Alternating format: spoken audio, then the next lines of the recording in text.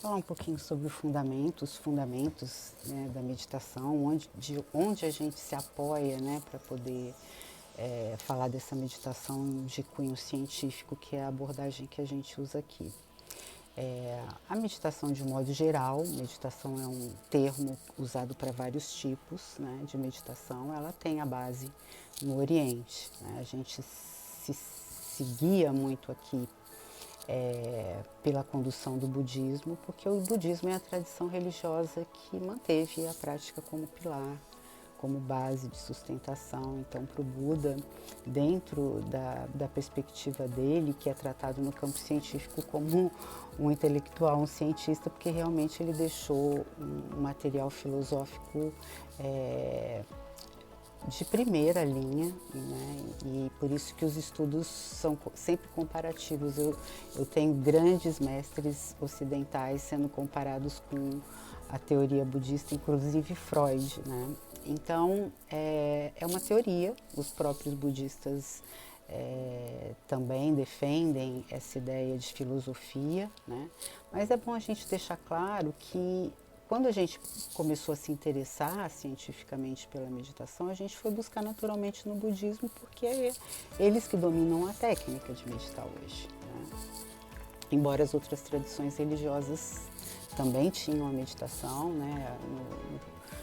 No cristianismo a gente pode citar São Tomás de Aquino, que era um santo meditador mesmo, né?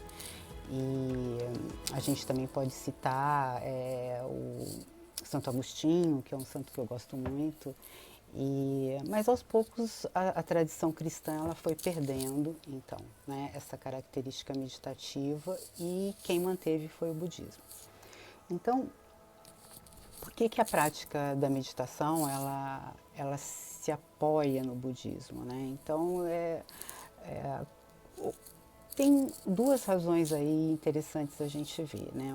Uma é que o Dalai Lama adora a ciência, né? Segundo ele, a ciência ela comporta um fundamento primordial do budismo, que é ajudar os seres a se livrar do sofrimento.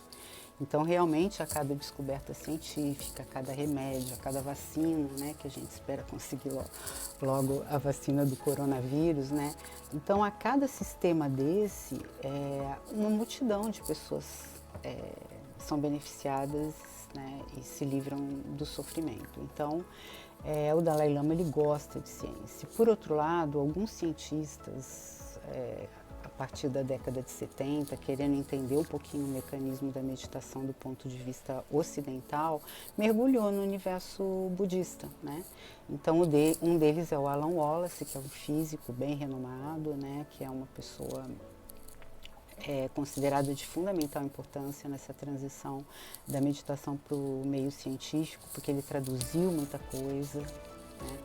E facilitou então o nosso acesso, o nosso conhecimento do jeito que a gente vê hoje.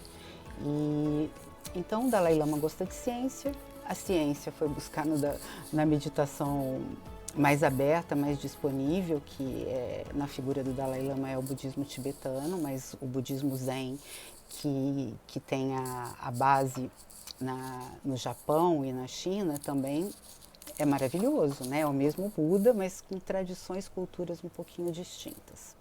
Então, quando a gente fala em mindfulness, né? Mindfulness, ela começou a ser testada de fato cientificamente, de uma maneira sistêmica mesmo, né? Com um estudo grande, um estudo importante que ele dá frutos até hoje, que é o estudo sobre dor crônica do Jon Kabat-Zinn, né?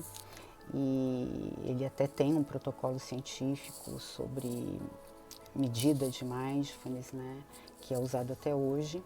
E foi um estudo muito relevante, que ele foi fundamental para poder a ciência poder avaliar, né, os benefícios da prática de uma forma que a gente entende, que é através da constatação científica. Né?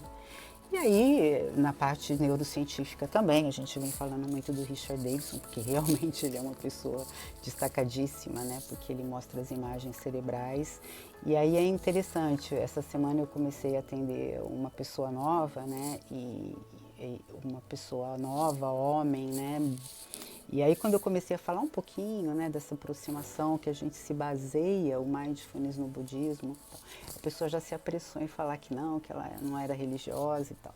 Então é importante a gente saber que não, a meditação mindfulness ela não tem cunho religioso. Quando a gente ouve falar mindfulness, também no campo científico a gente chama de meditação secular, que é justamente a meditação original que veio para o Ocidente sem a conotação religiosa. Né?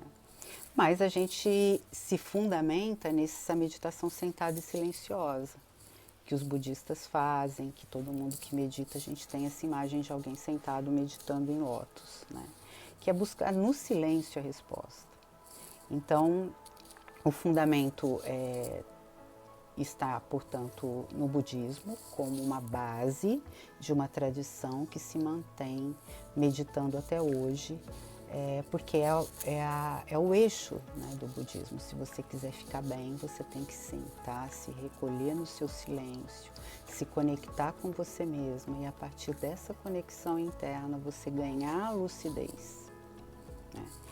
Então, o mindfulness a gente tem esse fundamento no budismo, como também a meditação Loving Kindness, que é a meditação do amor, bondade, na tradução literal científica para o português, e que também tem feito muito benefício destacado cientificamente que a gente merece também abordar. Né? Então, eu hoje abordo para ensinamento tanto mindfulness quanto Loving Kindness.